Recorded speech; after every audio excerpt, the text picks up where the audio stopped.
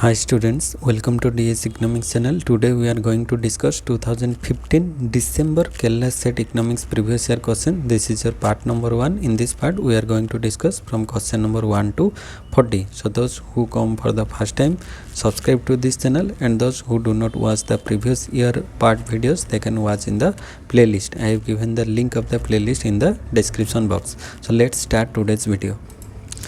Today's first question, question number 1. Who first used the multiplier relationship together with the key role played by the unstable investment, which he expressed in terms of the accelerator theory of investment to construct cumulative upwards and downwards movement in real output? Higgs, Samuelson, Keynes, or Harrod? This concept given by Samuelson. Option B. Because this concept comes from multiplier accelerator model. Here multiplier and this is accelerator, and multiplier accelerator model developed by Paul Samuelson, and in this model he shows how interactions between multiplier and accelerator can lead to cyclical fluctuation in output. Sometimes it is upward, sometimes it is. So right answer is Samuelson, option number B. Then come to question number 2. Which among the following is not a way by which government expenditure can be financed? This is not a way. By levying tax, yes, this is a way to finance government expenditure. Levying tax, this is right. Means we tax more from the consumer to give tax. Then by selling interest bearing government debt, yes, this is also a method for government expenditure can be financed. Then third one is by issuing non interest bearing high powered money, yes, this is also a method. Then by decreasing taxes, no, this is a inverse process. So by increasing taxes we can finance the government expenditure, but by decreasing taxes it reduce government revenue, so it cannot be a method of financing expenditure. So this is not true. So here we have to find out the answer, not a way. So not a way is option number D. So D is the right answer here. Then question number 3. The effect of monetary and fiscal policies on private sector's demand for goods and financial assets must be taken into account if there is to be a complete and consistent analysis of policy. This was first stated by Ott and Ott, Landler and Perkin, John Maynard and Rivik Kim, Purdy and G. This concept was first given by D.J. Ott and A.F. Ott, option A. They emphasized incorporating the interactions of fiscal and monetary policies with private sector behavior in models. Option A is the right answer. Then come to question number 4. Timbergen rule of economic policy states that if government has an independent targets, it must then have at least dash effective instrumental variables if it is to achieve all the targets, n-1, +1, +2 or n. So according to Timbergen rule states that number of independent instrument is equal to number of independent policy target for effective management. So here number of independent target is n, so it must be equal to n.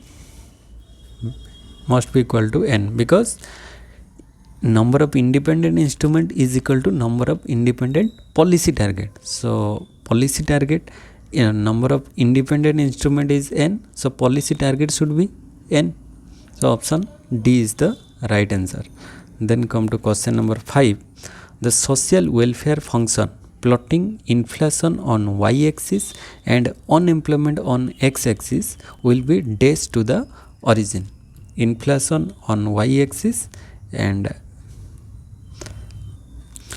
and unemployment on the x-axis, it will be 𝙍𝙍, convex, kinked, L-shaped or concave. It is just like our Phillips curve, the shape is convex.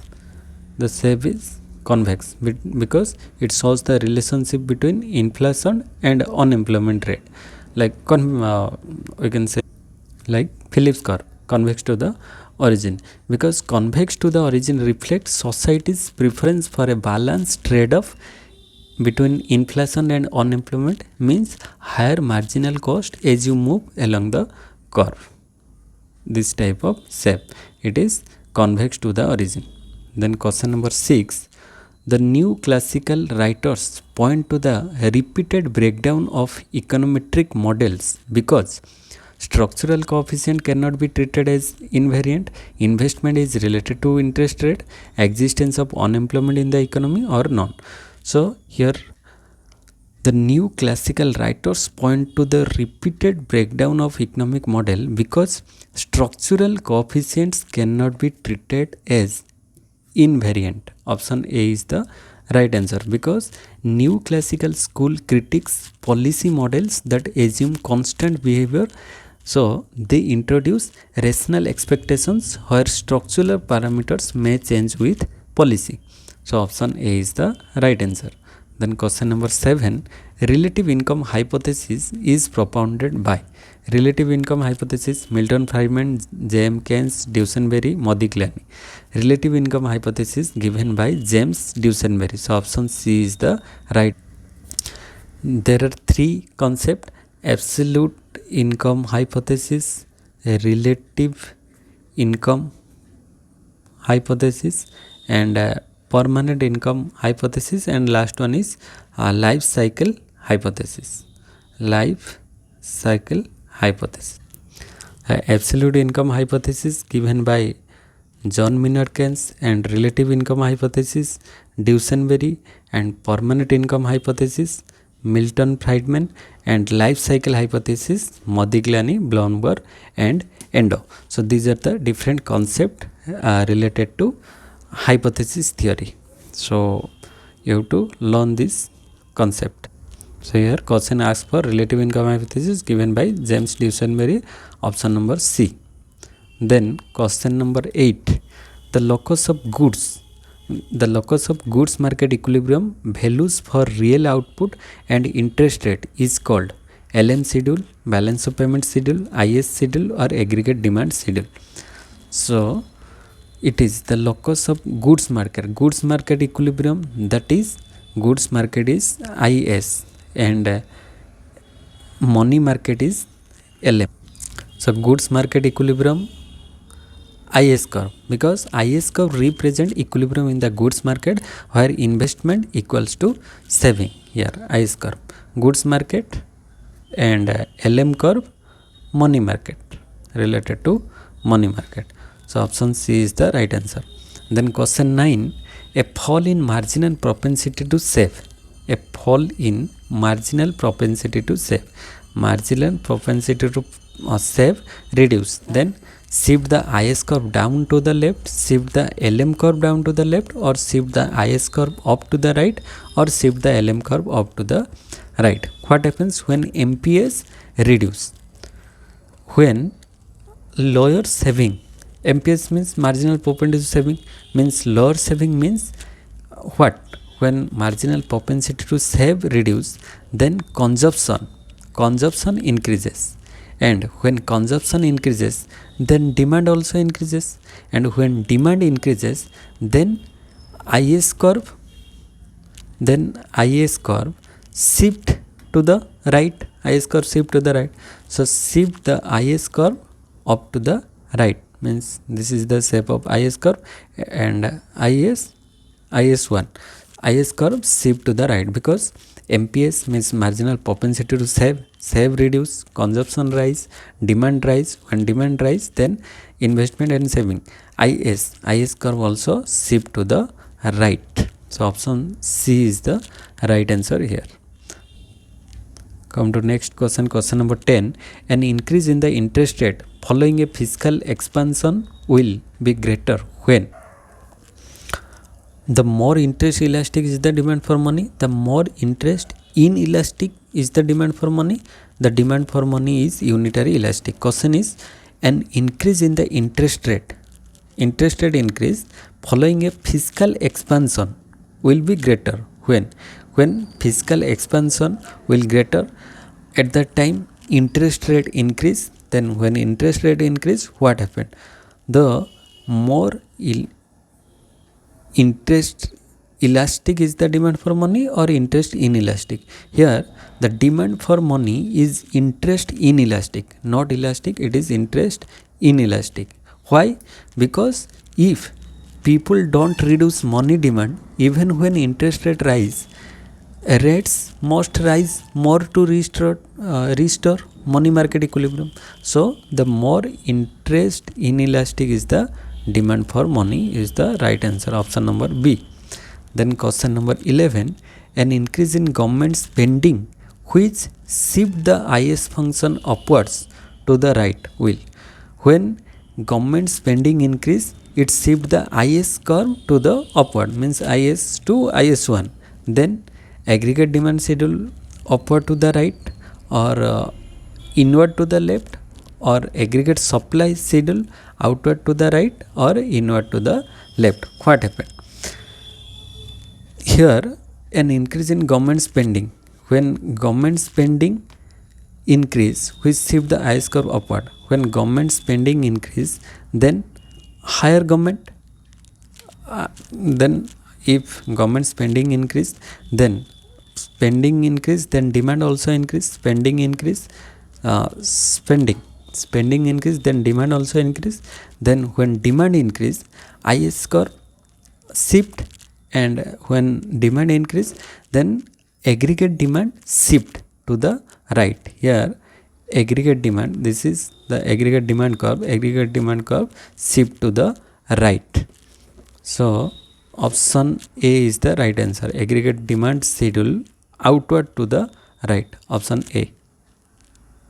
The next question number 12, the stability of demand for money is seen as a crucial theoretical and empirical idea for the Keynesians, post-Keynesians, monetarist or new Keynesian. Then concept given by monetarist, because monetarist like Milton Friedman they stress stable money demand to justify control of money supply. So the stability of demand for money is seen as a crucial theoretical and empirical idea for the monetarist. Option C is the right answer. And question number 13, the cost of employing the services of a unit of capital includes interest charge on price of 1 unit of capital stock, depreciation charge, rise in the price of a unit of capital stock, or all of the above. So here the cost of employing the services of a unit of capital link-out, it includes what? It includes interest charge on price of 1 unit on the capital stock. Yes, this is right. Then depreciation charges also include, this is also right. Then rise in the price of a unit of capital stock, it is also include. So all of the above is the right answer, because here total cost, all of the above means total cost. Here total cost includes, first one is interest, then second one is depreciation, and third one is capital gain, means capital stock. So interest, depreciation, capital stocks, all are included here. So option D is the right answer. Then question number 14, according to Tobin, firms have an incentive to invest when the ratio of return on investment to cost capital is excess to 1, less than 1, 0, or none of the above. According to Tobin, it is excess to 1, because when Tobin's Q means cost of capital, that is Q, greater than 1, means here return is greater than cost. Here return is greater than cost, so firms are incentivized to invest. So firms invest more because they get more return in less cost. So it is excess to 1. Then question number 15, theory which states that recessions and booms are primarily due to shocks in real activity rather than to changes in monetary factors is known as quantity theory, real business cycle theory, political business cycle theory, or supply side theory. This is real business cycle theory. This is related to real business cycle theory, option number B, because real business cycle theory attributes cycles to technology or productivity shocks, not monetary factors. So this is real business cycle theory. Then question number 16, the term required for a policy change to take effect is known as dash, inside leg, recognition leg, or outside leg. This is called as outside leg. This is called as outside lag, because an outside lag is the time between when a policy is implemented and when its effects are actually felt in the economy. For example, if government reduces taxes, it takes the time before people change their spending behavior. So it is the time required for a policy change to take effect is known as outside lag. Then question 17, a situation where more money is leaving the country than is entering, also it leads to balance of payment surplus, deficit, or balanced or equilibrium budget. What happened? When more money is leaving the country than entering, means entering is less and giving is more, then it is called as balance of payment deficit. Because when a country imports more goods and services and capital than its export, it results in a balance of payment deficit. So more foreign currency is demanded to pay for imports, leading to outflow. So here import is greater than export, so it creates balance of payment deficit. And when export greater than import, then it is surplus. This is deficit. So these are different concepts according to the trade theory. Then question number 18, Okun's law refers to what? The positive relation between unemployment and GDP? No, it is negative. So the negative relation between unemployment and GDP, yes, this is the answer. The negative relationship between unemployment and GDP, because Okun's law shows that when unemployment rises, then GDP falls. So a 1% increase in unemployment, if unemployment increase 1%, it typically reduces GDP by 2%. If unemployment is increased by 1%, then GDP decrease by 2%, reflecting lost labor productivity. This is the concept of Okun's law. So option B is the right answer. Then question number 19, when marginal propensity to consume is 0.8, then the value of multiplier is. So here this is a simple multiplier formula, K is equal to 1 by 1 minus MPC. So 1 by 1 minus MPC value is 0.8. So 1 by 1 minus 0.8. 1 minus 0.8 is equal to 0.2. So 1 by 0.2 means 10 by 2. 10 by 2 is equal to 5. So our answer is 5.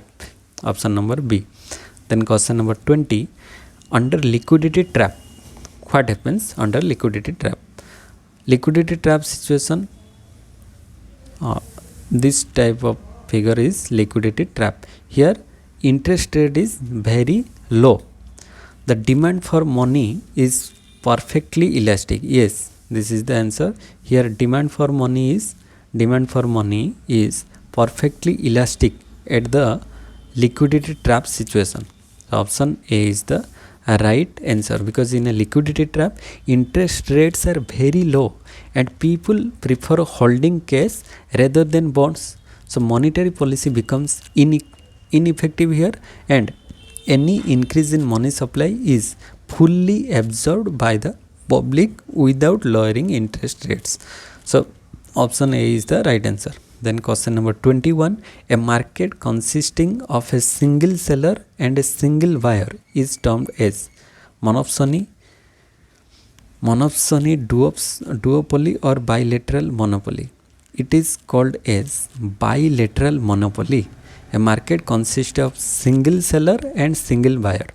Single seller means monopoly and single buyer means monopsony. It is the combination of monopsony and monopoly. It is called as bilateral monopoly because bilateral monopoly has only one buyer and one seller. One buyer monopsony and one seller means monopoly. Both parties have market power and price is determined through negotiation. So it is called as bilateral monopoly. Then question 22, under Carnot's duopoly model, each firm assumes competitors will not change its output. Yes, under Carnot's duopoly model, each firm assumes that his competitor will not change its output. Option A is the right answer because in Carnot's model, each firm chooses its output assuming the other firm's output is fixed, leading to a Nash equilibrium in quantities. So option A is the right answer. Then question number 23, the shape of Leontief isoquant is convex to origin, concave to origin, horizontal or L shape. The shape of Leontief isoquant is L shape. This type of shape because Leontief isoquant represent perfectly complementary inputs used in fixed proportion. Means for one machine there are two workers. This is fixed. So therefore the isoquant is L shaped like this and not curve shape. It is L shaped because the isoquants represent perfectly competitive inputs. So option D is the right answer. Then question number 24, the law of supply refers to price supply relationship. Yes, like law of demand, law of supply refers to the price and supply relationship. Here the relationship is positive. When price increase, then supply of goods also increases. The law of supply states that other things remaining constant or ceteris paribus, as the price of a good increases, quantity supply also increases, and it shows a positive relationship because a producer always wants to sell his product when price increases.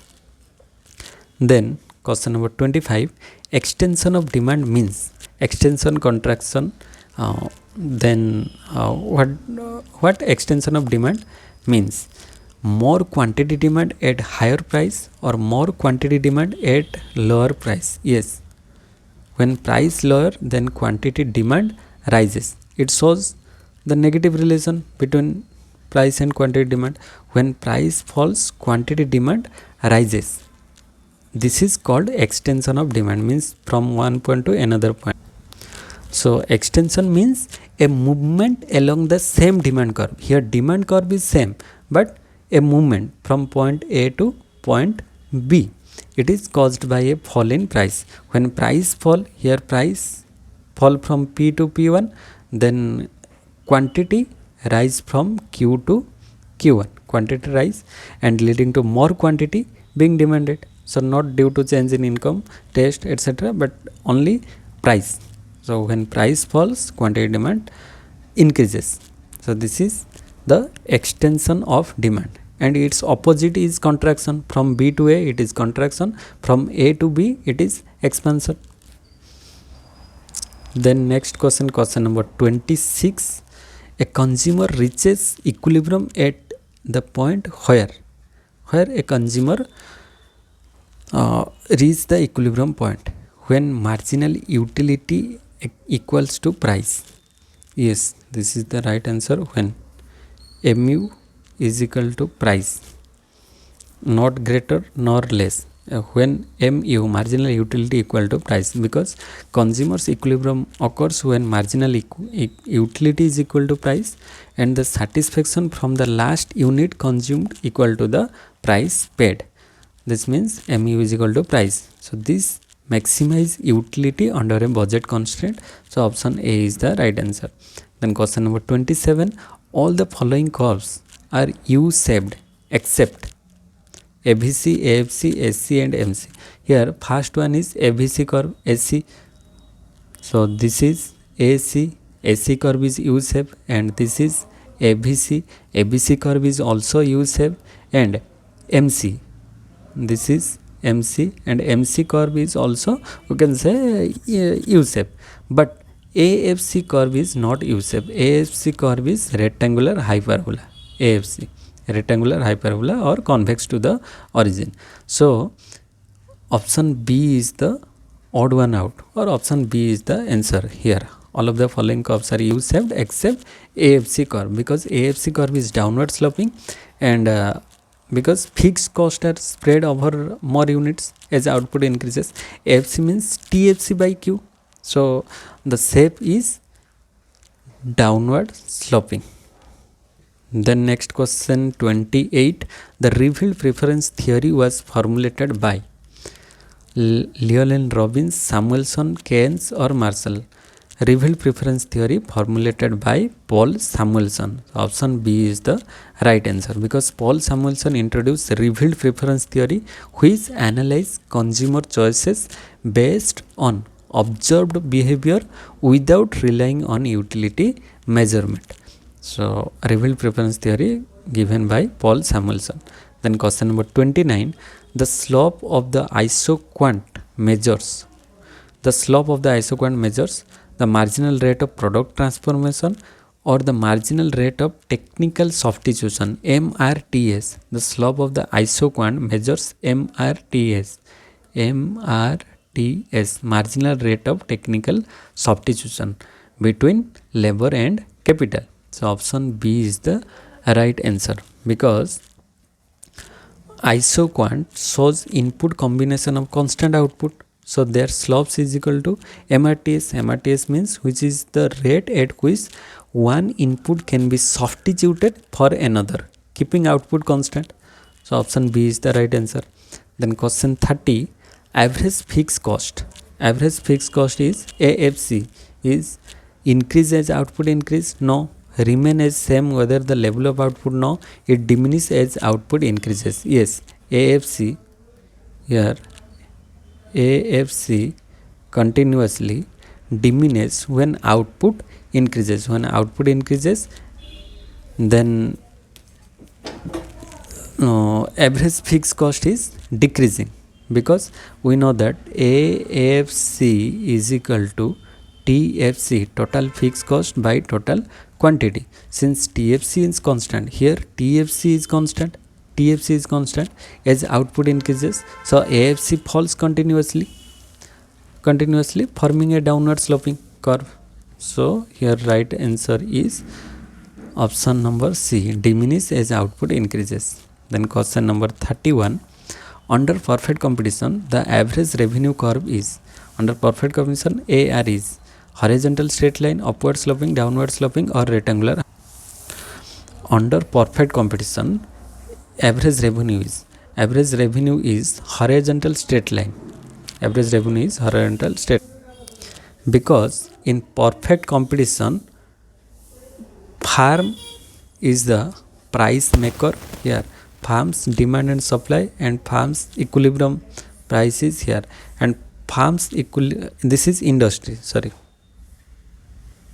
this is industry, and farm take the price of the industry, which fixed by the industry. Farms only take the price. So here farms price is, or farms average revenue curve is, here farms average revenue curve is horizontal straight line, because it take the price of the industry, so it is horizontal straight line. Then question number, because in perfect competition farm is a price taker, we know that farm is a price taker, so here average revenue, price, marginal revenue all are equal or constant, and it is horizontal straight line. Then question number 32, the elasticity of substitution in Cobb-Douglas production function is 1 to infinite or 0. The elasticity substitution in Cobb-Douglas production function is 1.